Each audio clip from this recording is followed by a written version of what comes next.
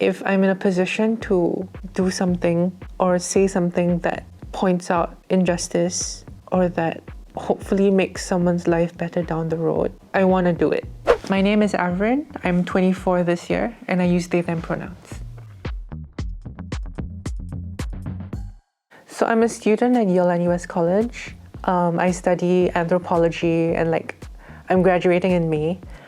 I think everyone kind of knows about the recent case with a trans student being denied her treatment. I think all of it just really resonated with that struggle because we have also been through very similar things of heavily policed gender environments in schools and a lot of policies and practices that are just not conducive towards trans and queer students. We've also tried a lot of legal means to be heard by policymakers, and none of that has really seemed to push our rights in a positive direction. So I feel the only thing we felt was possible to do was to stand outside MOE and try to be heard. And the reason we chose MOE is because they have the most power to affect the kinds of policies and practices and cultures that are in schools today. It would have been the most impactful to do it there. And if we couldn't be heard there, then we couldn't really be heard anywhere anyway.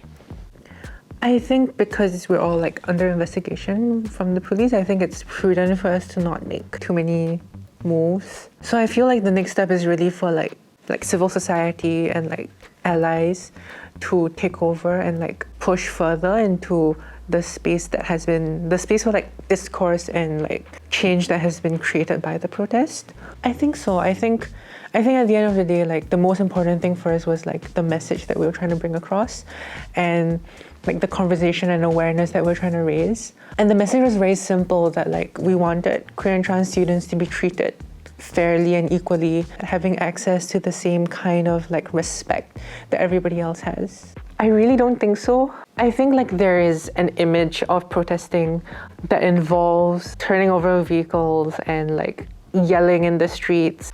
But I think the kind of protests or demonstrations that have always happened in Singapore have very much been very quiet and very small scale.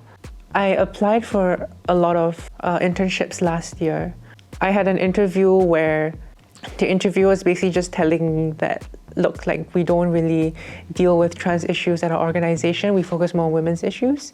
There's also just a lot of instances where people just come up to you and ask the most inappropriate questions. You get lots of stares in public. A few years ago, some of us created a website called transgenderhistory.com that you can just go look up. We've got a frequently asked questions section where you can just read through and educate yourself on the very basics. One way to be really to be respectful to trans people around you is just ask for things like pronouns, even in general settings, and respect those pronouns and try to remember them as best as you can. For the queer people who don't understand why people protested, even in Singapore, the reason why we have Hong Lim Park and Pink Dot right now is because some people got arrested for it.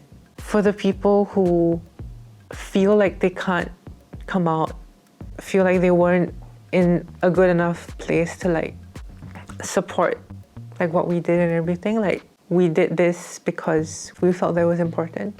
It's for the love of our community that we wanted everyone to have a better future.